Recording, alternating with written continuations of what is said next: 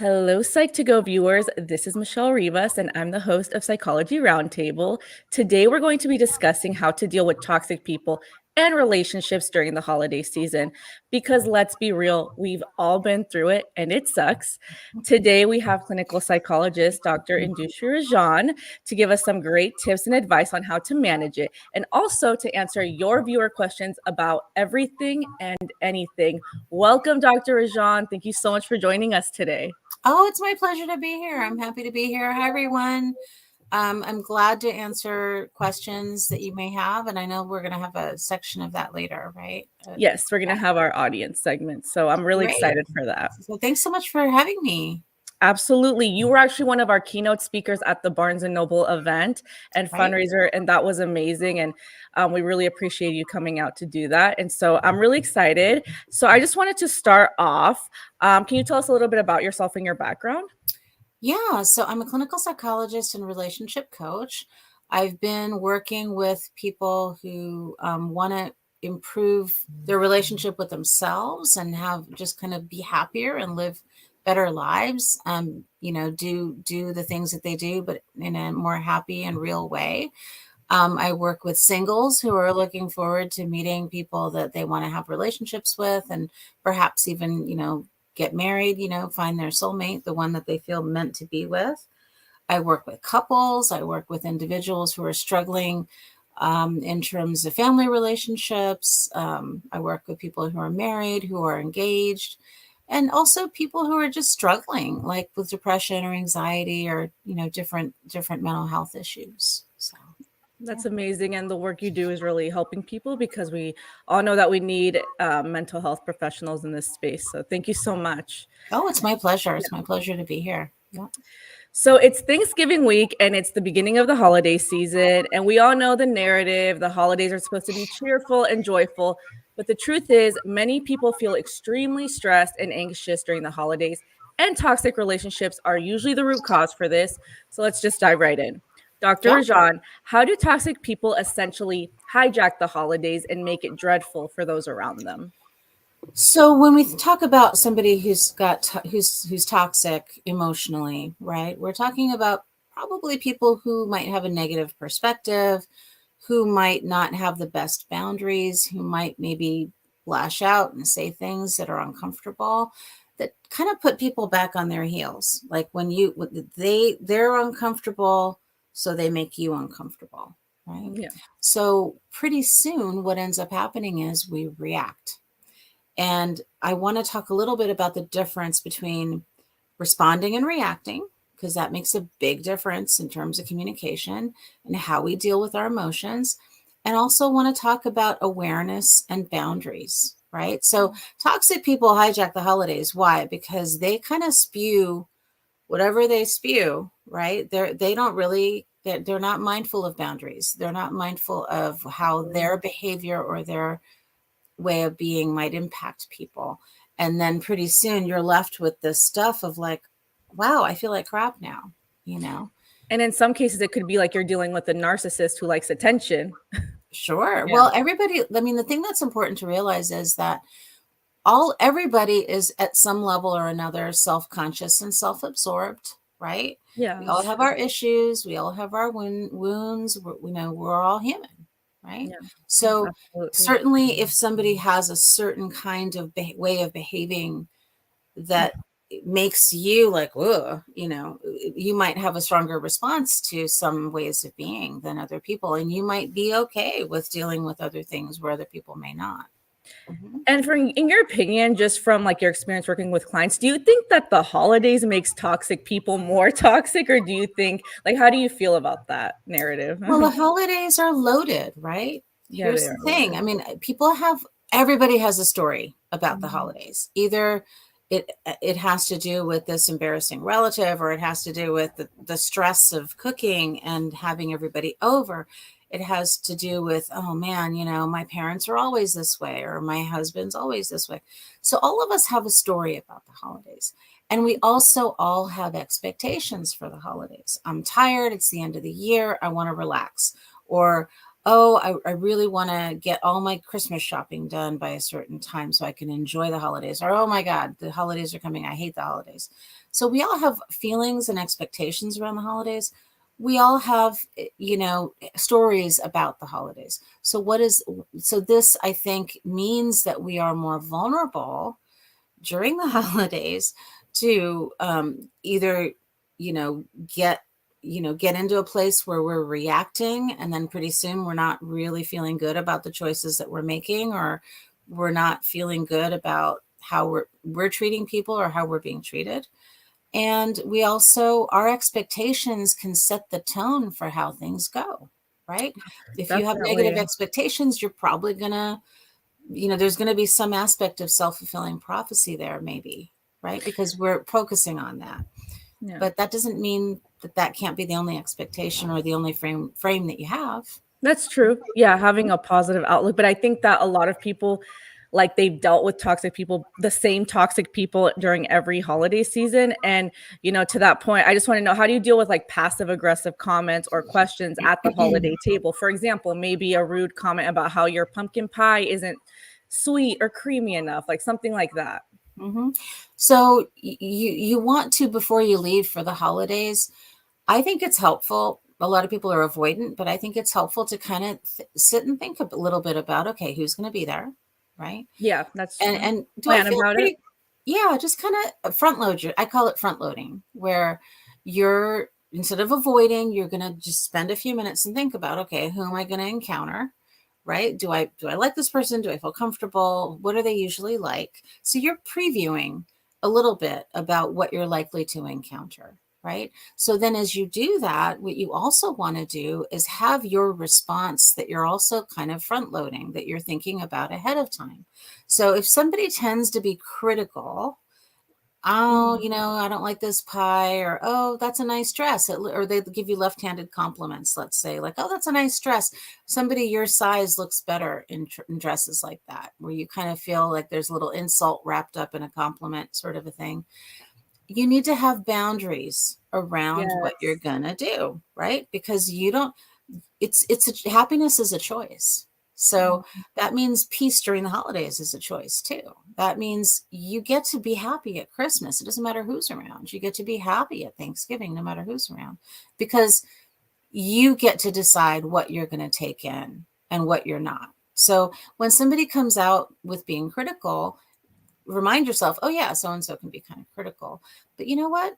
I'm just going to I'm deciding now that I'm going to switch the subject, or I'm deciding now that I'm just going to smile and remind myself of what the truth is, right? So it's like a matter of, like, mentally preparing yourself, managing your expectations, and, like, knowing what you're going into, That's essentially? definitely, Yeah. I think a lot of it is part of it, because what we have to do when we think about uncomfortable circumstances, you have to focus on what you can't control and focus on what you Mhm. can.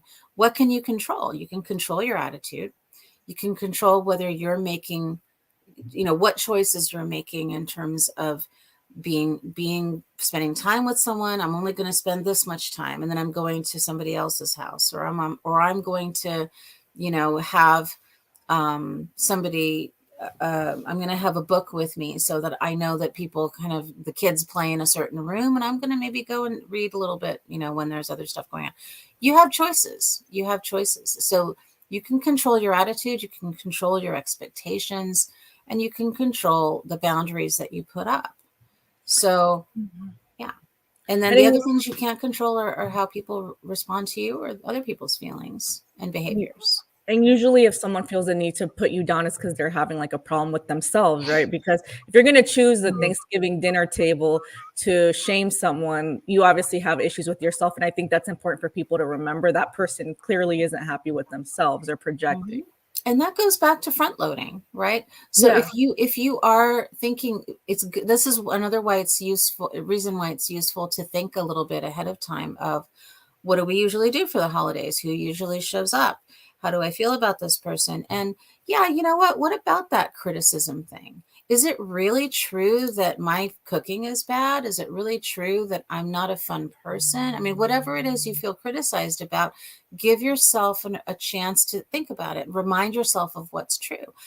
you know what, yeah, my cooking isn't for everyone, but I like my cooking. So when so and so gives you a criticism like that, consider, is it really about me, or might it be about them? It might be about them, because what did I say at the beginning? Most people are self-conscious, most people are self-absorbed, Mhm. right? Definitely. Yeah.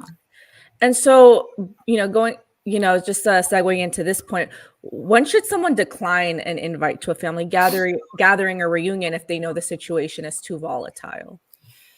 Well, I mean, I would certainly, I think of it in terms of safety, emotional and physical safety. I think that's the biggest thing. Like if you feel like, let's say that there's an abusive dynamic in your family, or Yeah. let's say that there's a volatility, then I would make it very clear, okay, what is comfortable for me? Is it comfortable for me to stay for dinner? Is that too much?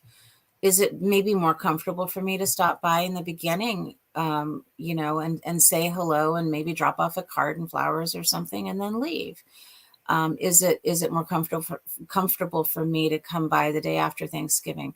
So think of it in terms of, how am I best going to keep myself safe emotionally and physically?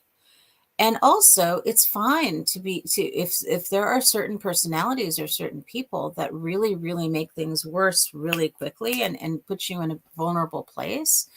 It's okay to be clear about, whoever's hosting the dinner. I'm going to show up at this time. I'm going to show up this way, and or because it's better for me, or I'm really not wanting to deal with so and so. Do you know when they're coming? And I'm going to adjust when I show up, Yeah. based on that, Kind of like a compromise, because you shouldn't force yourself. If you know it's going to be a toxic situation, you shouldn't force yourself through a whole dinner, right? It's kind of like a compromise. I'll come for, dinner and leave before dessert. I love Mhm. that. Yeah. It's like a Yeah, healthy compromise. and just being able to, the other thing that I think a lot of times we forget when we're with family is, we think we owe big long explanations, and you don't. You Yes. don't owe anybody an explanation. Mm. People are people, and again, people may want to know, they may try to force you or pressure you, but that's not something you owe anyone. You don't have to do that, You don't right? owe anyone an explanation, because the holidays are for you as well. I think that sometimes people feel like they have to make other people happy during the holidays. It's about family. No, it's the holidays, and it can be whatever you want, and you need to be kind to yourself. Absolutely. And you don't have to, you can, what I also think is important is, when you have a hard time talking to family, and family tends to guilt you, or shame you, or put pressure on you, oh, are you going to show up? Oh, there you go again. You're not going to show up. Have a short statement of what you're going to say, and be a broken record about it. Actually, you know what? I'm doing something a little different this year for the holidays. I'm spending a little bit of time with multiple people. So that's just what I'm choosing to do. It can be a very general explanation, and you can also deflect and allow people to sit with their own emotions. If you start to guilt trip, if somebody starts to guilt trip you, you can just say, you know what, I can see that it's really important to you that I am here today, and that's why I'm really happy to be here in the morning, but unfortunately my schedule, doesn't allow me to stay late. Right? So you can acknowledge what they're feeling, you can put it back to them, and you're not going to internalize that guilt, because that's Yeah. about them. It's not about you. Right? Definitely. And I think I was going to ask, so I know that there are people during the holidays that feel like maybe their family's too toxic and they want to step away. Um, just like, how can we encourage people to not feel guilty about maybe spending the holidays alone? Because Mhm. there's nothing wrong with that. It's actually a great opportunity to practice self-care. Yep. You can treat yourself. There's nothing wrong with, being alone during the holidays, but there is that stigma, like, well, why don't you have family? Why don't you have anyone to hang out with? And I don't think anyone should feel bad about that. And you don't owe anyone an explanation. So how can we, destigmatize maybe spending the holidays by yourself if need Mhm. be?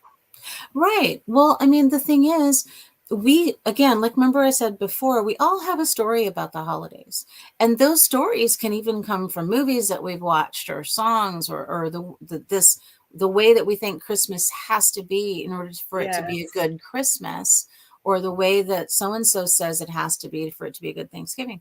The truth is, you get to decide what makes you happy. And there's Yeah. nothing wrong with that at all. I mean, so for some people, it's a relief to be alone and they don't think they have a choice because, oh God, we have to pack up the car. We have to, because this is what has Mhm. always been done. But remember, you get to choose what makes you happy, and happiness is a choice. You get to create your own story of the holidays, right? Yeah. Maybe it might be a good exercise, buy yourself a Christmas card, honor the fact, Yeah. and in that Christmas card, write down what you love about the holidays, write down what makes you happy, so that you're staying present to yourself from a place of love, not from a place of guilt or shame. And Yeah. that will, I think, restore some of the joy of the season, because it's a cool season. It's fun no matter what you do. There's lots of ways to have fun on your own too, right? Yeah, and I was thinking it's funny because there's this like I had mentioned the stigma about spending the holidays alone, like it's weird. And I actually was thinking about it. I've spent the different holidays by myself before, and sometimes it can be more fun because you can watch any Christmas movie you want to watch, Yeah. listen to your songs, eat your food. There's a beauty in just taking care of yourself sometimes and Mhm. being on your own. Like there's a balance, and no one Absolutely. should ever make you feel bad about that. And so Misfit, one of our viewers just mentioned, I'll be spending it alone for the first time this year, and I'm actually looking forward to it. Yes, like Yes, take that's care of yourself. fantastic. It's a good Because thing. you might, and the thing is too, I think people feel locked in by traditions, right? Or Yes. rituals. Like, oh my gosh, I hate the fact that, I don't know why we have to do this. People grumble a lot because Mm, being they're not actively seeking out what makes them happy. They're falling in line with whatever the way that things have always been, or this is the way this. So, what might be fun? I think it's fun to create, ask yourself, what are some traditions that would be fun for me? Like yes. if I had just found out about this holiday called Christmas, and I didn't know what it was supposed to look like, or I didn't know what kind of things people are supposed to do, or Mm, same thing with Thanksgiving. What would be fun? Like how would I like to express things to me, yes. to the world, to my friends, to my family? To whom would I like to express things? I Right? love that, like knowing to prioritize yourself to an extent. It doesn't just have to be all about you if you don't want it to be, but Mhm. make sure I think it's essential to prioritize what you like as well. Because if you're just trying to make everyone else happy, it's going to hurt you. And I think that's, key, just knowing when to step back and take care of yourself and listen to yourself and what you like doing as well, which I think a lot of parents sometimes forget to do. Yeah, exactly. It can be Yeah. because if you have a small child, or if you have, if you're like the cook that everybody relies on, it gets so easy, especially if you're a nurturer, right? What do? Mhm. You put everybody else's needs first, and then you're going to collapse on the couch at some point during the day. But did you get to experience gratitude for all the work that you did? Did you feel loved by it? And if you did, great. If you answer yes to those questions, that's great. But what I think, when we talk about loneliness, we talk about appreciation, we talk about, you know gratitude, what leaves a big hole in people's hearts is when they forget themselves, right? If you're Yes. not connecting with yourself in a meaningful way around Thanksgiving, around Christmas, around just even just regular days, like if you have little children, or if you're cooking, or you're being pulled in all these different directions, if you don't connect in a meaningful way with yourself, that makes the loneliness worse. That's a really deep loneliness that develops, that makes that feeling of being taken for granted worse. Right, so we need to be filling our own cup first. And you might develop feelings of worthlessness, and that's not Mhm. okay. You always have to like appreciate yourself, be kind to yourself, and people often forget that, especially empaths. With a lot of Mhm. empaths, you see they're trying to make everyone else happy, they're listening to everyone else, but they're forgetting about themselves, and you shouldn't, because we're all deserving of love and someone to listen to us, and we're all deserving of a friend. Mhm. Mhm. Absolutely. And I mean, I think that the season, there's so much dread when I see clients during this time of year. There's depression, there's anxiety, there's dread, there's already this expectation of loneliness. But, I just want to encourage you, little things can make such a big difference. And, you know, before you settle into those stories, because I'll tell you something, they're stories. They're not necessarily true. They don't have to be. Yeah. Before you decide, okay, this is the story that I'm going to focus on, ask yourself, what kind of a story would you like to tell about your holiday season? What kind of a story would you like to tell? What would you like to be true for you? And check in with yourself first about those responses, right? Mhm.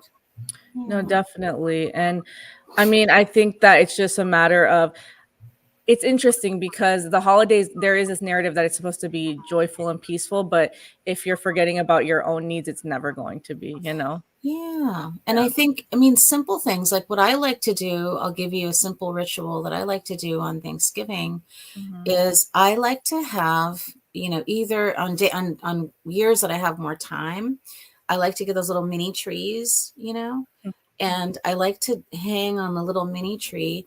What are the things I'm grateful for about myself? So Yeah. if I take like a hole punch or whatever, and I get index cards and do a little hole punch, little squares of index cards, or you can do it however you want to. I'm going to write down maybe a quality that I have that I like, or Oh, I love that. I'm going to write down a little thing that I did that I'm proud of, right? And I'm going to Mhm. hang them on my little tree so that I can keep it So up. And cute. that can be a cool gratitude ritual for yourself. Get a Yeah, that's so Thanksgiving cute. card and write down, I am grateful for myself. Why am I grateful for myself? And write down all of the things that are wonderfully you, Yeah, so that that's a great idea. you're filling your cup, before you go and do whatever it is you're doing for the holidays. I love that idea, and I think that is amazing because we have to practice gratitude and self-love. And Mhm. so, with that being said, that brings us to our audience segment where we answer your viewer questions with the help of our amazing experts. But before we get into that, I really wanted to encourage everyone to subscribe to our new channel, Pod to Go. It's in the description, and I also put a link in the chat. It's exclusive interviews and content from other amazing experts and guests in the field of psychology and mental health. And so just please give that a like and, hope to see a lot of you there. And so now that we're going into the audience segment, let's go into the first question. Are you ready, Dr. Rajan? I am ready. Let's do it. Okay, so the first question is from Marissa. She asked, "Hello, Dr. Rajan. I was just wondering, usually during the holidays, my mother-in-law has this habit of fat shaming me. She makes comments about my weight, and it's really embarrassing. Last Thanksgiving, she made a comment that I looked like I had gained 10 pounds, and everyone was laughing, and I just don't know what to do. I'm dreading Thanksgiving this year. What do I do if she weight shames me in front of everyone again?" Mhm. I'm That's so sorry, horrible, Marissa. Marissa. That's Yeah, I'm so abusive. sorry. That's a Yeah. difficult thing. And I'm going to share with you, Marissa. I mean, I think we all go through things that are difficult, and we're in a process in life, right? We're all working on something or the other. We all feel bad about ourselves about something or the other. So give yourself some grace. First of all, take a breath, give yourself some grace, and understand that this person who intimidates you and shames you, she's probably coming from a place where she's not happy with herself either. People Yeah. who tend to lead with criticism or lead with judgment, that's their lens. That's how they see the world. So I'm just going to encourage you, Marissa. It's not just you. Okay, she sees that way. I'm guessing she sees herself that way. I'm guessing she sees the world that way, which is an unfortunate way to live. That's one thing, is I want to remind you of the context. The other thing is, if you are doing things for yourself, I mean, clearly you're conscious that you are not happy about your weight, it seems to me, from what your comment, perhaps, or maybe you're working on being a healthier version of yourself. You can feel good about that. You get to feel good about that, and nobody can take that away from you. So if she says something that's mean in front of other people, you can just smile and say, actually, I'm feeling better because these are the things, because I'm eating better. I'm making better choices. So I'm feeling better. Or actually, I've lost a little bit of weight and I'm feeling good about my body. Or you don't even have to qualify it. You can say, you know what? I'm actually happy. I feel good about where I am right now. And what that does is it immediately takes that pressure off of you, and it puts her negative energy back in the space. It's your way of saying, nope, that's not mine. I'm not really taking that in because I know that it's not true about me, and I know the path that I'm on. So if that's her negativity, you can let her have it. You don't have to hold it.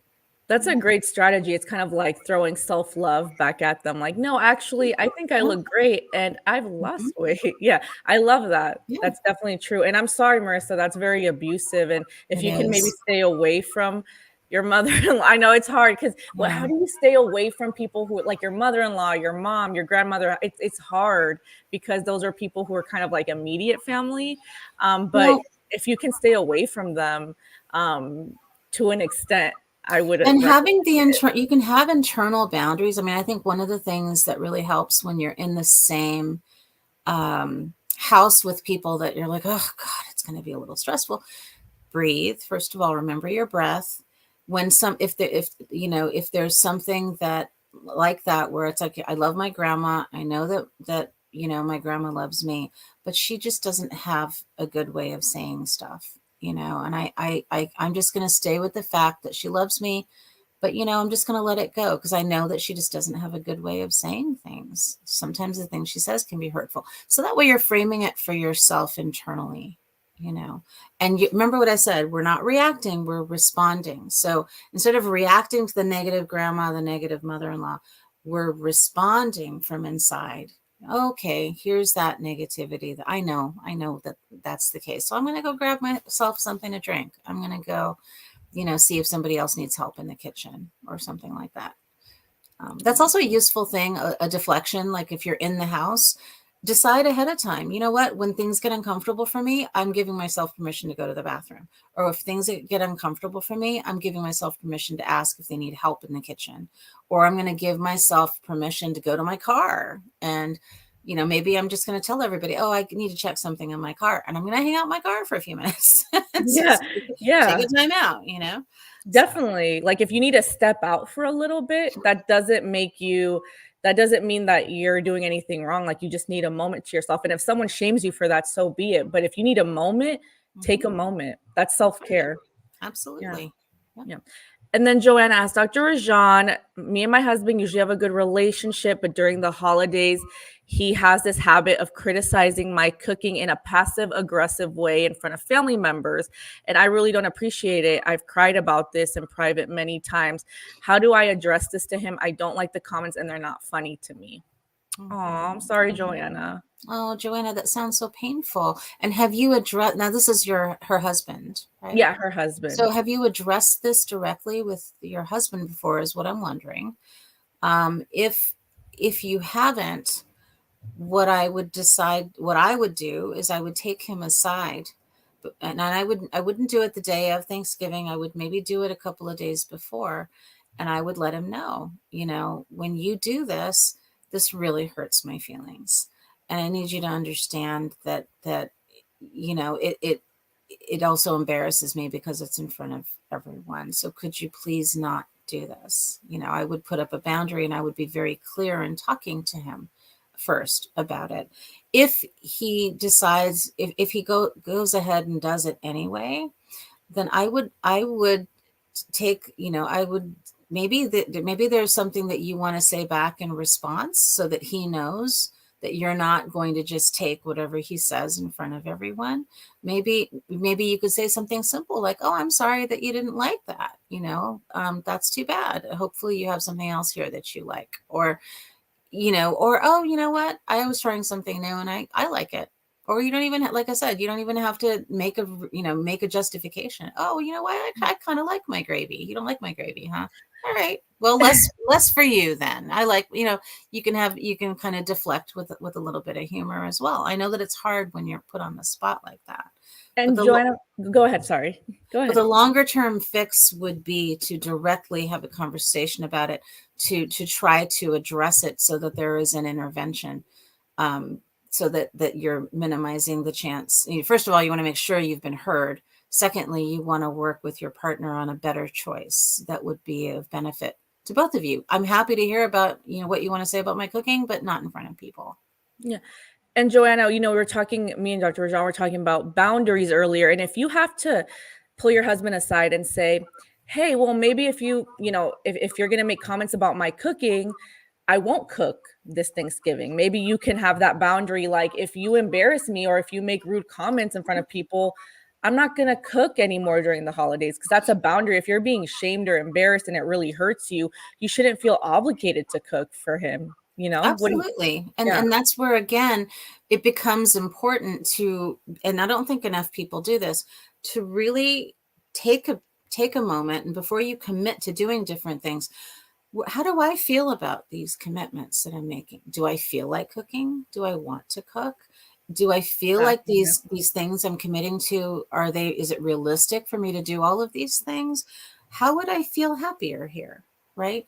If we are allowed to take some space for ourselves before we feel like, oh my gosh, I have to do all of this stuff, then it's not going to be as loaded either. And absolutely, if if this is a regular thing that he continues to do, just tell him, you know what, it makes me feel bad about myself when this happens, and so I've decided I'm not cooking. This is not something I'm going to be doing anymore.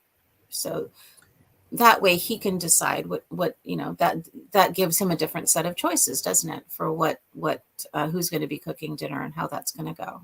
Right. I agree, Dr. Rajan. Thank you for that. And then Nabil Ahmed asked, my family puts way too much pressure on me.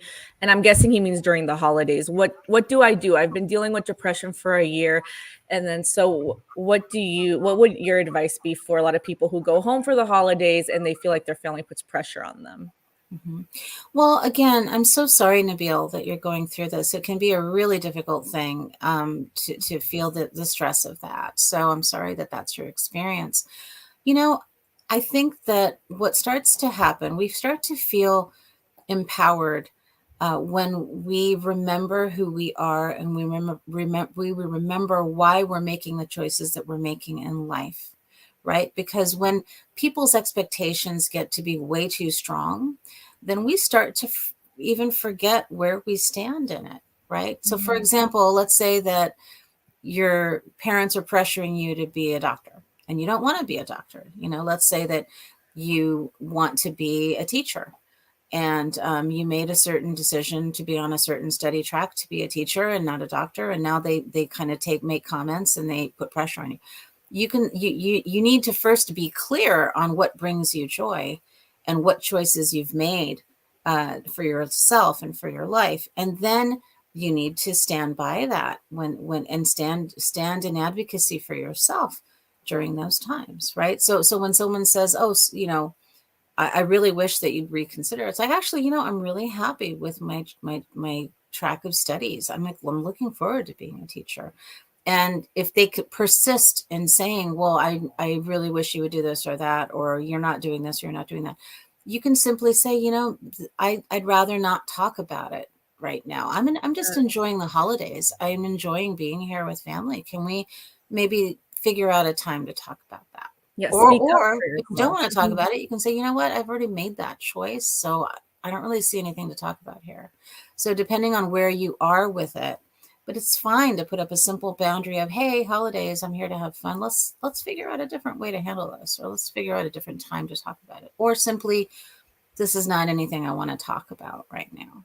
That's Exactly. okay. Like reminding people it's the holidays. We're not going to have, I mean, the holidays shouldn't be a time for like really serious conversations. Mhm. There's a time and a place. I love that. Well, it's about reminding yourself that you always have choices. No feeling is inevitable, right? You feel depressed. Guess what? When you start to notice, when you start to observe what is there in your emotional field, what you'll find, oh, there's anxiety, but then there's also joy. Oh, there's excitement. There's this, there's that. So you have choices when it comes to feelings, but we don't take the time to get present to understand, oh, okay, I'm getting pulled into somebody else's negativity. I'm getting pulled into somebody else's anxiety. So if somebody's putting pressure on you, they're probably either feeling pressured or they have something they're holding on to that's making them anxious. And Mhm. it's not required that you are living in their anxiety with them. That is not, Yeah.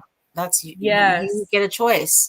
Your anxiety is not inevitable, and neither is theirs. Anxiety loves company, but you don't have to take the That's invite. it. Misery loves company, but they're not getting mine. Right? not, not going on that train, not Yeah. happening. Yeah. And so then Joel Johnson asks, how do I handle this part of the year, which is a difficult time for me? Today is the 14th anniversary of my mom's passing. My condolences, Joel. I'm so sorry. I'm so sorry to hear about that. And it's difficult, isn't it, when we have memories, especially when we have close relatives that aren't here with us anymore, and we have memories that are painful. Joel, my clients hear me say this all the time. The only way out is through, but it doesn't mean that it has to be a protracted journey of pain when you go through something. In a case like this where you have twinges of sadness and oh man, it's going to be intense, it's the holidays. I the way that I would go into it is I would have a special ritual or a special day where I spend some time talking, thinking about my mom, remembering all of the things that gave me love, that made me feel loved, that made me happy, thinking about her, and then maybe do something in her honor. Maybe, donate $5 to a charity that you like, or maybe, spend some time. If you both of you loved walking on the beach and both of you loved pie, then maybe one of your little rituals for the holiday time is to go honor mom with, I'm going to walk on the beach with mom today and I'm going to get some pie at this place that we used to love. And even write her a letter. If a lot of emotion comes up for you, write a letter to her, and maybe that's part of the ritual as well. Because when we create a ritual space and we create a space of honoring another person, we're not going to continue, we're containing our sadness. We're finding a way to contain our sadness, and we're giving attention to something in a way that's structured, right? So that helps us to emotionally regulate better, right? So, but if we're not doing anything specific, then there's that sadness that can just linger and keep going. And then pretty soon I'm just sad all the time now because I'm thinking about mom all the time. So, finding creative and honoring ways to have rituals to honor the folks that we miss that have passed on can be something to help us feel better and elevate our mood during the holidays so that the whole thing doesn't feel that way. I agree. And I think that, your loved ones that have passed away, for anyone who's in the chat who's dealing with the passing of a loved one, they'd want you to be happy and enjoy the holidays, I'm sure. So I think that's Absolutely. I important. mean, and that's the other thing is, what would my mom want me to be doing right now? What would make her happy? Right? I mean, I'm really unhappy that she's not here. I'm going to honor her presence. But if she were here, what would she tell me? Right? Yes. And because sometimes we don't give ourselves permission to have a good time. And this can happen at an unconscious level where, oh, I'm supposed to feel sad because mom's not here. I'm supposed to feel sad. But actually you get to be joyful during the holidays. You don't always have to be sad. You can be happy when you remember someone too, right? The grief is complex. It is complex, and it's different for everyone. So That's right. That's right. And then the next question is from Chloe. She asks, how do I deal with feeling like I'm the one doing everything in a family when I have an older sibling who never does anything, but then I can never get a break from chores and other things?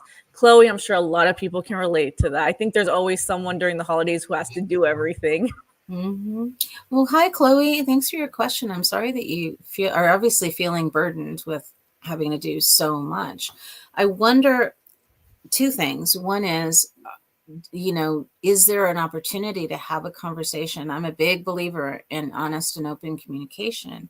So not knowing who's organizing or who's hosting and you're feeling like you have too much to do, I would make it more about what feels comfortable for you rather than trying to be, feeling, and if you have anger or you frustration because you feel like things aren't fair, um, that's a different conversation, right? I think that at this time, what first is important is to be honest about what's comfortable for you to do. If you're overextended and you feel like you can't do as much, then don't, put a different offer out there. Like, you know what, I thought I could do cooking and cleaning, but I'm finding that with all of the other things I have going on, I'm only able to do this, right?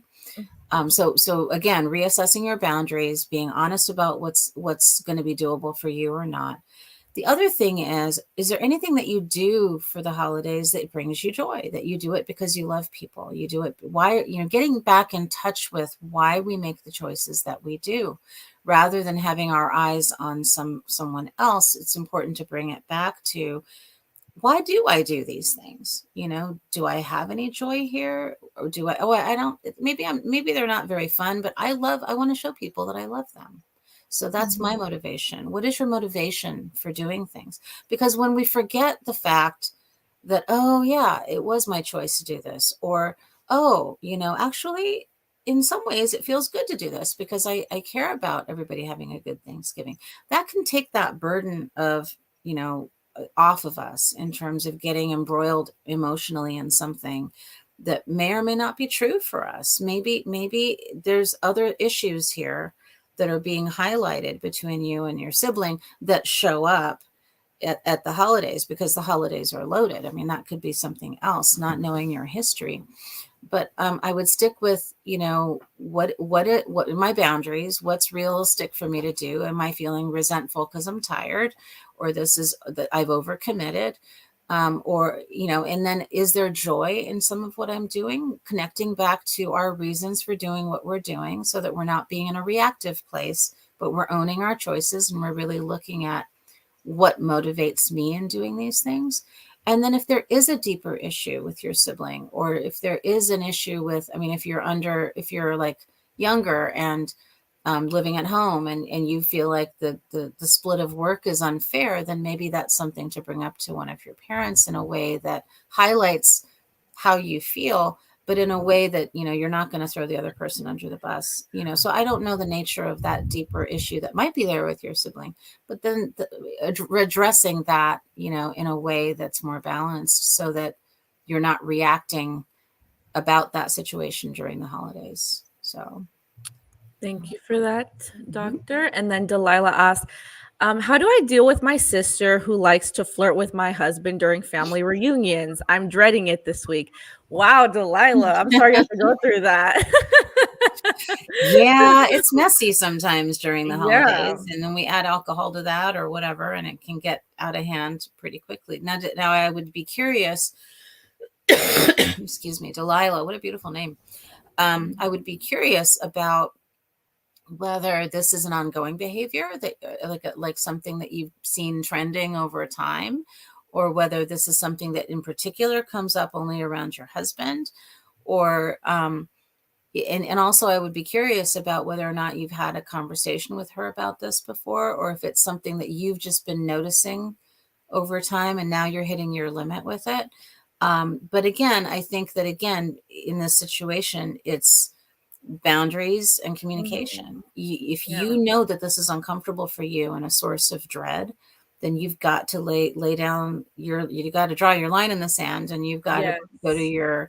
your sister or your cousin, or I don't know if I heard that correctly. Sister? Her sister Her flirting with her sister. Oh, husband. that's even more uncomfortable.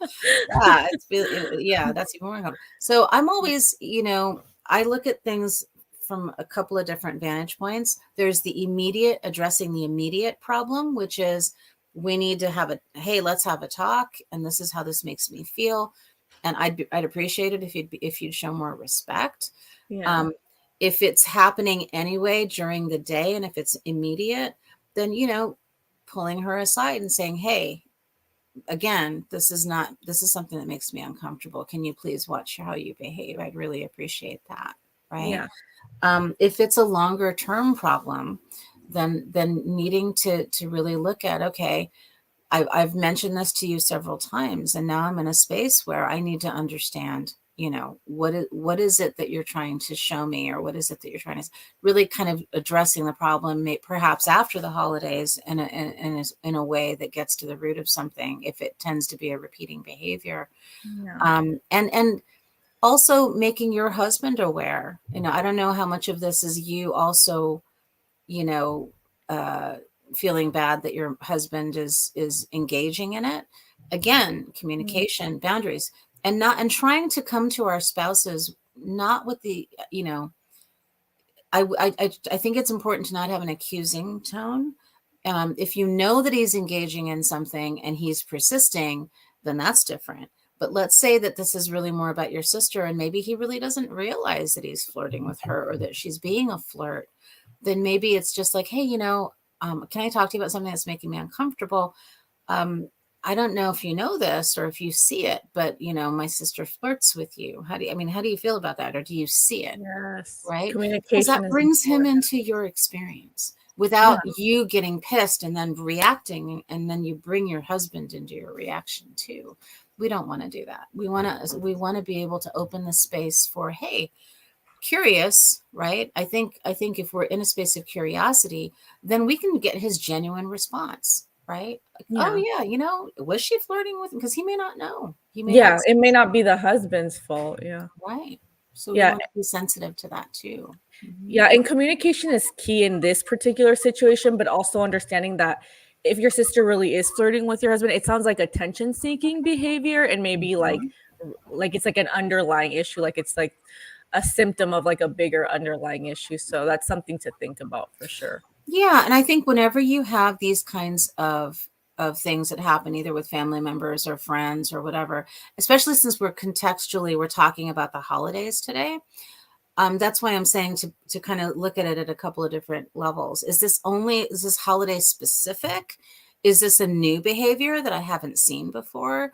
Or oh my God, here's that thing that she always does. And I need to figure out what the deeper issue is, because not everything may be a deep issue. And some things might be a deep issue that is showing itself worse during the holidays, right? So we need Yeah. to be sensitive to kind of where we're headed with dealing with stuff. Yeah. 100%. I agree with Mhm. that. And this was amazing. Thank you for all of our amazing viewers. We Yeah. had so many people in here. These were some amazing questions. This is Mhm. going to be a recurrent segment during the holidays. And so, whenever you guys have questions to ask, when we have these little holiday session events, please come because we want to hear from you. We want to give you advice and we want to help navigate our Psych2Go viewers through this holiday season. And a big thank you to Dr. Rajan for being here today and just blessing us with her expertise. Oh, it's my pleasure to be here. May I offer a couple of gifts to your listeners? Yes, Is that sure. okay, real quick? So for those of you who struggle with depression, anxiety, and PTSD on an ongoing basis, if you look in it's in the description box. Yes, I'm adding it to the description. Yeah. So there's a link to something called Newcom. It's NUCALM.com.